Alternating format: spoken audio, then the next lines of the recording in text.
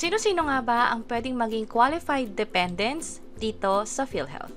By the way, kung first time mo sa channel na to and gusto mo pa ng mga online tutorial videos katulad nito, please click the subscribe button. Dito sa PhilHealth, pwede kang maging dependent para nga naman makuha mo rin yung mga benepisyo ng PhilHealth na hindi na kailangan mag-contribute pa or maghulog dito monthly. At sino-sino ba yung mga qualified dependents? Una na dyan, yung legal na asawa at hindi pa miyembro ng PhilHealth. Pero kung sakaling naging miyembro ka dati ng PhilHealth o may active ka pang number ng PhilHealth, ibig sabihin naguhulog ka pa doon or kinakaltasan ka pa habang nagkatrabaho, ang pwede mong gawin ay kung dalawa naman kayong PhilHealth member at yung isa ay nawala na ng trabaho o nag-resign na, pwedeng ipa-deactivate yung PhilHealth number na yon nung isa sa mag-asawa. At ang mangyayari, hindi na siya magiging miyembro at pwede na siyang maging spouse dependent.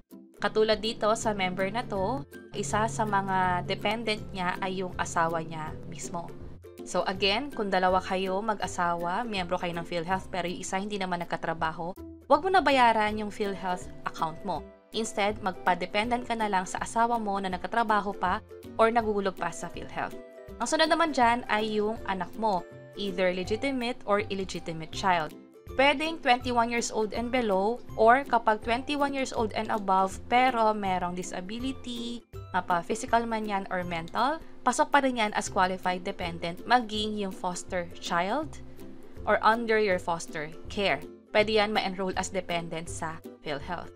Lastly, pwede rin yung mga magulang mo. Kung sakaling wala pa silang PhilHealth na sarili, normally kasi ngayon, yung senior citizen automatically pwede na maging miyembro ng PhilHealth. Pero nakalagay dito na pwede rin silang maging dependent kung sakaling wala silang sariling PhilHealth account or PhilHealth number. Pero tandaan lang na yung mga qualified dependents, meron silang coverage na up to 45 days.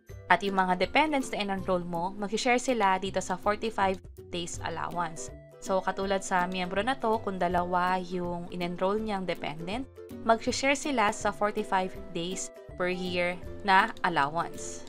Yun ay kung sakaling magagamit lang or mamaximize yung buong 45 days. At tandaan na hindi mo may PhilHealth account ka at meron kang naging anak ay automatically magiging dependent yun. Kailangan pa talaga siyang i-enroll sa PhilHealth at mag-reflect doon sa member data record mo.